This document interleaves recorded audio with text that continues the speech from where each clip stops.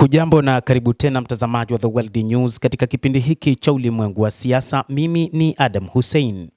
Kiongozi mkuu mpya wa Iran Ayatollah Mujtaba Khamenei kwa mara ya kwanza amezungumza hadharani, huku akizungumza mambo mazito kuelekea katika vita vinavyoendelea katika eneo hilo la Mashariki ya Kati. Mambo makubwa mawili ambayo ameyazungumza, kwanza ni juu ya kuhakikisha wanashambulia ngome za kijeshi za Marekani, lakini pia kuhakikisha wanaendelea kuzuia kupita kwa meli katika mlango bahari wa Hormuz. Ujumbe huo kutoka kwa kiongozi mkuu mpya wa Iran Mujtaba Khamenei umesomwa na mtangazaji katika runinga ya taifa ya Iran.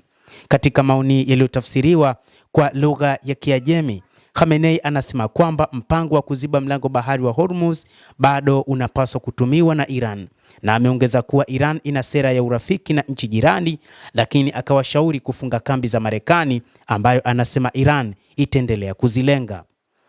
Mujtaba Khamenei amesema kwamba wakati huu anazishauri nchi marafiki na nchi jirani katika Ghuba kuhakikisha hazionyeshi ushirikiano na Marekani, na kwamba kambi zote za Marekani zinapaswa kufungwa wakati huu.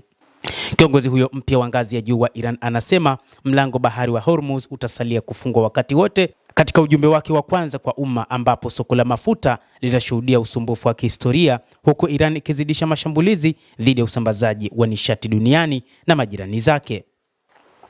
Hata hivyo, shirika la kimataifa la nishati limesema ulimwengu unakabiliwa na usumbufu mkubwa zaidi katika historia katika soko la kimataifa la mafuta, huku Iran ikishambulia meli na bei ya mafuta ikiendelea kuwa juu.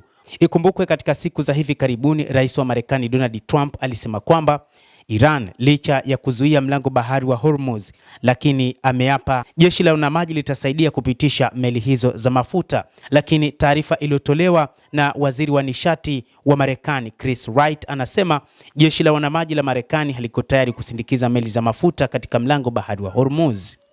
Waziri wa nishati wa Marekani Chris Wright amesema jeshi lao kwa sasa halipo tayari kusindikiza meli hizo za mafuta. Alitangaza kupitia mitandao ya kijamii kwamba jeshi la wanamaji la Marekani lilifanikiwa kusindikiza meli za mafuta kupitia njia kuu ya maji. Bei ya mafuta ilishuka kutokana na habari hiyo njema baada ya tweet hiyo kutoweka dakika chache baadaye, kabla ya ikulu ya White House kuthibitisha kwamba hapana, jeshi la wanamaji lilikuwa halijaandamana na meli iliyobeba mafuta kupitia mkondo huo. Siku ya Alhamisi, Wright aliandika kupitia shirika la habari la CNBC kwamba itatokea hivi karibuni, lakini haiwezi kutokea sasa. Hatuko tayari. Mali zetu zote za kijeshi hivi sasa zinalenga kuharibu uwezo wa kukera wa Iran na sekta ya kutengenezaji ambayo hutoa uwezo wa kukera. Mtazamaji wa The World News, hayo ndio tuliokuwa nayo. Ni kauli nzito iliyotolewa na kiongozi mkuu wa serikali ya mapinduzi ya Kiislamu ya Iran Mujtaba Khamenei tangu aingie madarakani, lakini pia ni majibu ambayo yametolewa na Marekani kwamba kwa sasa hawatajihusisha na usindikizaji wa meli ambazo zinabeba mafuta kutoka maeneo mbalimbali katika eneo la Mashariki ya Kati. Endelea kutufuatilia, nasi tutakuwa tukikujuza mengi yanayojiri ulimwenguni kupitia hapa The World News. Naitwa Adam Hussein, endelea kuwa nasi wakati wote, endelea kutufuatilia.